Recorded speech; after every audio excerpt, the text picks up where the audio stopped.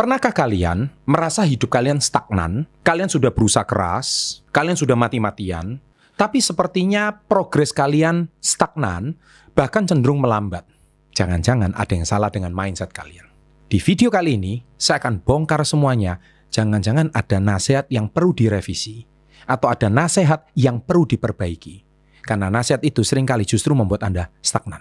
Apa saja nasihat itu? Tonton video ini sampai selesai.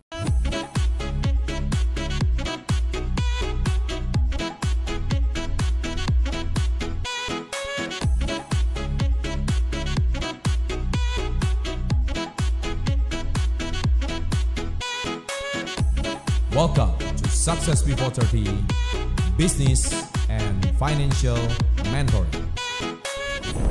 So, sahabat entrepreneur, salam hebat luar biasa. Saya menceritakan tentang mengapa seseorang hidupnya itu bisa stagnan. Mengapa seseorang itu hidupnya bisa cenderung flat. Seringkali salahnya di mana? Nah, seperti yang saya selalu ajarkan di Success Before 30, it's all about mindset. Ini adalah cara berpikir kita yang harus diperbaiki. Nah, jadi gini ya, pikiran itu seperti kayak tembok atau pondasi. Nah, pondasi itu ada yang menanamkan akar pondasi. Jadi kalau meja itu ada kaki meja, ada yang menanamkan akarnya. Nah, akar itu berasal dari mana? Akar itu berasal dari nasihat-nasihat yang sering kita dengar sejak kecil. Siapakah yang memberikan nasihat? Ya, paling terdekat orang tua atau lingkungan. Kita ini kan produk lingkungan kita. Saya sering bicara bahwa ketika Anda berkumpul sama tukang parfum, Anda ikut wangi. Ketika Anda hari ini masuk ikut berjualan tepung, badan Anda ikut putih. Bahkan saya pernah membuat sebuah cerita, seekor elang ya, burung elang yang begitu gagah perkasa di angkasa itu. Kalau salah dilahirkan di kandang ayam, maka dia juga tidak bisa terbang. Karena dia percaya dia adalah seekor ayam. Jangan-jangan Anda ini yang punya potensi sebagai seekor elang, tapi karena nasihat yang Anda terima nasihat kelas ayam, maka di video kali ini, apa saja yang akan kita terima? Yang pertama adalah hidup mengalir saja sesuai arus. Yes, kata-kata ini bagus secara spiritual. Saya tidak memantik, saya tidak protes. Kadangkala ketika kita itu sudah masuk di satu certain level itu artinya Anda itu udah masuk di level tertentu. Hidup Anda itu udah mapan secara finansial.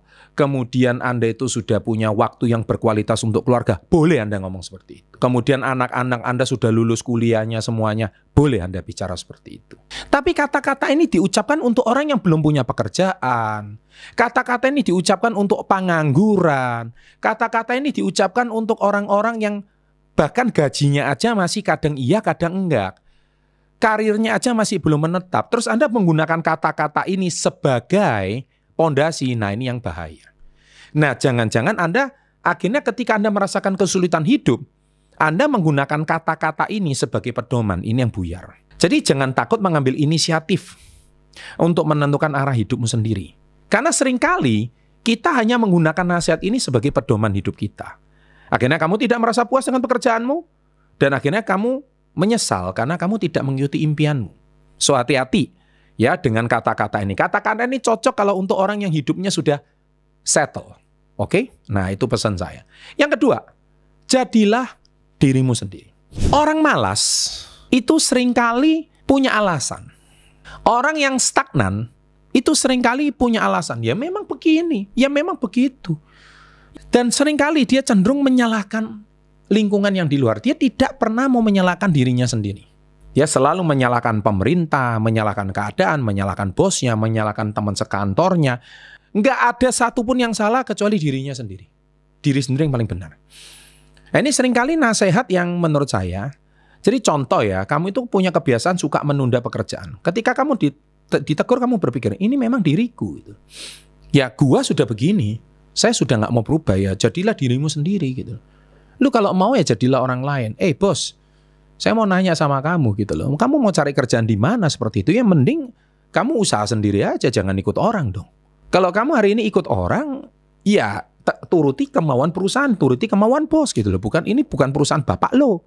Ya ini perusahaan orang lain. Kalau kamu mau bikin aturan ya usahalah sendiri gitu loh. Tapi kalau suatu hari ada karyawanmu membangkang ya kamu jangan protes gitu loh. Nah, ini adalah ciri-ciri orang yang seringkali bukannya mau dikritik, tapi dia seringkali malah cenderung untuk membangkang dan cengkal. Nah, orang yang punya mental cengkal seperti ini yang bahaya. Jadi kalau kamu mau berubah menjadi lebih disiplin, rubahlah reputasimu di tempat pekerjaan. Yang ketiga, nah ini bahaya. Hanya Tuhan yang bisa mengkritik saya. Sorry ya, saya di sini itu bukan anti dengan orang beragama, enggak. Saya juga tidak mau mengkritik atau mempertanyakan ayat-ayat suci di kitab suci manapun. Tidak. Tapi yang saya tidak suka, banyak orang malas, banyak orang yang mundur, banyak orang yang tidak produktif. Dia menggunakan ayat itu sebagai pembenaran sama dirinya. Nah, ini yang saya nggak suka. Siapa yang bisa kritik gue? Istri saya aja nggak bisa kritik gue. Ayah saya aja nggak bisa kritik gue. Yang bisa kritik gue cuma Tuhan. Nah, dia sudah menggunakan Tuhan sebagai kartu as. Dikit-dikit Tuhan, dikit-dikit Tuhan. Nah, sekarang kita coba tengok ya. Saya selalu memberikan perumpamaan tentang atlet Indonesia sama atlet China. Kita anggap aja atlet China ya. Kenapa Indonesia sama China? Indonesia ini kan negara dengan 6 agama. China itu kan negara yang tidak punya agama. China katakanlah negaranya pahamnya komunis dan dia tidak memperbolehkan agama manapun berkembang di negara tersebut.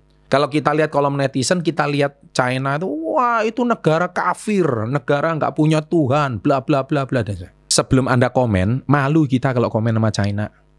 Pendapatan GDP kita jauh banget sama China. Kekuatan ekonomi sekarang kita jauh sama China. Pendapatan per kapita kita jauh sama China. Penduduk China itu 5 kali lipat lebih besar daripada Indonesia.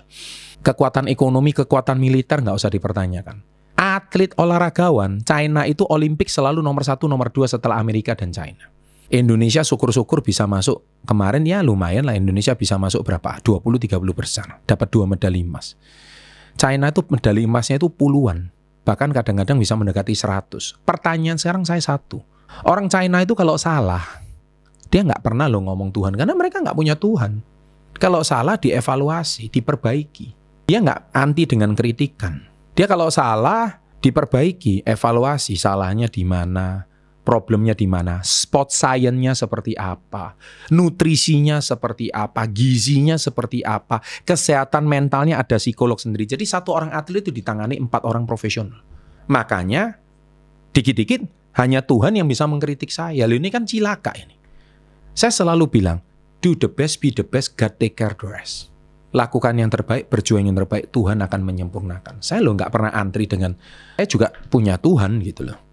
Dan kita juga, karena kita orang yang beragama, ya kita harus menjalani perintahnya kan gitu. Tetapi masalahnya satu, kita jangan dikit-dikit bawa nama Tuhan. Kalau kita salah, kalau kita keliru ya dengarkan arahan pelatih. Dengarkan arahan ahli nutrisi. Kalau pola makan kita keliru, dengarkan pola makan ahli gizi kita. Kalau mental kita keliru, dengarkan ahli kesehatan mental kita. Nah inilah yang sebetulnya menurut saya harus diperbaiki. Nasihat seperti ini itu yang harus diperbaiki. Oke? Yang keempat, uang bukan segalanya. Setuju. Tapi segalanya butuh uang. Uang memang alat yang bisa bantu kamu capai tujuan dan memberikan kenyamanan. Tapi nggak ada uang. Saya selalu bilang, uang memang bukan segalanya. Uang memang nggak dibak mati, tapi nggak punya uang rasanya mau mati. Saya sering mengkritik di beberapa video saya bilang, orang yang overdosis agama, dia bilang, uang nggak dibak mati. Coba kamu ngomong itu ke kepala sekolahnya anak kamu. Gitu. Terus kamu ngomong, loh anak kamu uang sekolahnya udah terlambat 3 bulan. Terus kamu ngomong uang nggak dibak mati. Ya besok anak kamu di drop out dari sekolah. Ya nggak bisa begitu dong. Itu kan konyol namanya. Nah, jadi oleh sebab itu kamu menolak kesempatan untuk mengambil proyek tambahan untuk nambah penghasilan. Namun ketika ada kebutuhan mendesak, kamu akan kesulitan secara finansial selama-lamanya. Jadi tolong dirubah nasihat itu. Yang kelima, segala sesuatu terjadi, everything happen is just for a reason. Ada segala sesuatu karena sebuah alasan. Daripada pasrah nasib, lebih baik kamu ambil kendali sama hidupmu sendiri. Jadi kamu harus mempunyai mindset bahwa sayalah arsitek bagi masa depan saya. Makanya ini disebut suami itu kepala rumah tangga. Kamu yang menentukan hidupmu itu mau seperti apa.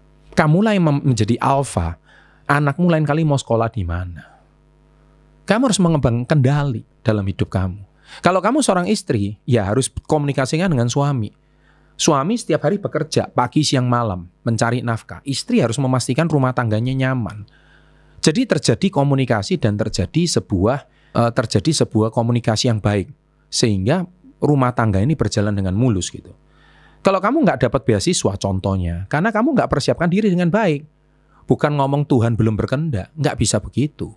Next time harus dipersiapkan diri dengan baik. Kalau kamu hari ini menang dan sukses, itu karena apa? Ada dua faktor, human factor and God factor. Human factor itu adalah faktor manusia. Anda belajar dengan baik, all out, mati-matian.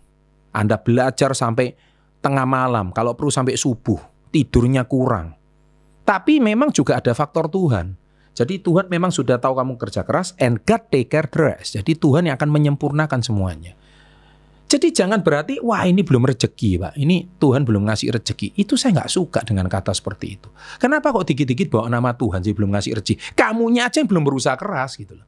Kamunya yang belum all out, tapi jangan bawa nama Tuhan dong. Malu sama orang-orang komunis di China, di Korea itu. Mereka itu loh juara olimpiade terus, negaranya maju. Nggak dikit-dikit bawa nama Tuhan. Ya di Korea Selatan sih sekarang penduduknya 50% Kristen ya. Kristen sama Katolik gitu. 30% Buddha, 20%-nya ateis atau non-agama. Tapi ya tetap mereka bagus-bagus saja.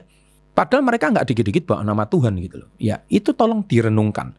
Jadi kita nggak boleh menggunakan kata-kata itu untuk menutupi dalih kekurangan kita. Itu yang saya nggak suka. Orang Indonesia menutupi dalih dan kekurangannya dengan cara, ya karena Tuhan belum ngasih rezeki. Nggak seperti itu. Dirubah mindsetnya. Yang keenam, tunggu saja hal baik akan datang. Ini terkesannya seperti kita itu kayak pasrah, menunggu. Daripada menunggu, ambil inisiatif dan kejar yang kamu inginkan. Pak, belum saatnya. Kalau sudah saatnya, nggak kemana-mana, kita juga dapat. Yes, kata-kata ini seolah-olah benar. Kalau orang Jawa ngomong belum wayahe, katanya. Belum waktunya. Ini waktunya manusia, tapi belum waktunya Tuhan. Saya setuju. Di dalam agama manapun kita juga pasti ada yang seperti itu. Di Kristen, di Islam sama. Di agama Buddha itu mungkin karma baik belum berbuah gitu. Ngomongnya seperti itu kalau agama Buddha. Tapi saya selalu katakan sama orang-orang agama Buddha, sebelum karma baik berbuah kan kamu harus menabur. Nah kamu hari ini cuma menunggu karma berbuah, tapi kamu nggak mau nabur. Itu kan omong kosong. Saya rasa hukum tabur tuai juga sama di Kristen sama di Islam semua sama. Tidak mungkin Anda panen kalau Anda nggak pernah menabur. Kalaupun Anda kemarin panen, itu karena Anda harus nabur dari mungkin orang tua kamu panennya sekarang. Tapi kalau ke depan, masa depan kamu nggak nabur lagi hari ini, habis tabunganmu. Nah itu dia. Sebagai contoh, kalau kamu ingin naik jabatan, kamu nggak meningkatkan skill dan keterampilan, ya habis. Sementara rekan kerjamu itu setiap hari belajar, introspeksi diri, memperbaiki diri, ya jangan salah kalau dia yang dipromosikan. Oke? Yang ketujuh, kalau kamu kerja keras, kamu bisa capai apapun. Tidak cukup. Kerja keras itu sudah mutlak. Itu enggak usah dipertanyakan. Tetapi kamu juga perlu kerja cerdas, kerja smart, kerja pintar. Kamu juga harus punya strategi yang tepat. Kalau kamu kelelahan, hasil kerja kerasmu itu enggak maksimal gitu loh. Sedangkan kamu harus punya tim. Faktornya banyak, saya udah bahas di video-video saya sebelumnya. Jadi kalau kerja keras saja sudah nggak mau, sudah lupakan untuk mau sukses. Kerja keras itu sudah mutlak dan wajib. Apalagi nggak kerja keras gitu. Dan yang 8, nggak apa-apalah kalau lelah. Yes, istirahat itu saya setuju. Tapi orang istirahat itu paling bangsa 1-2 hari. Hari ketiga ya dia bekerja keras lagi, all out. Bukan punya mental pemalas. Sesekali istirahat itu wajib ya. Kenapa kok kita hari Minggu harus istirahat? Contohnya gitu.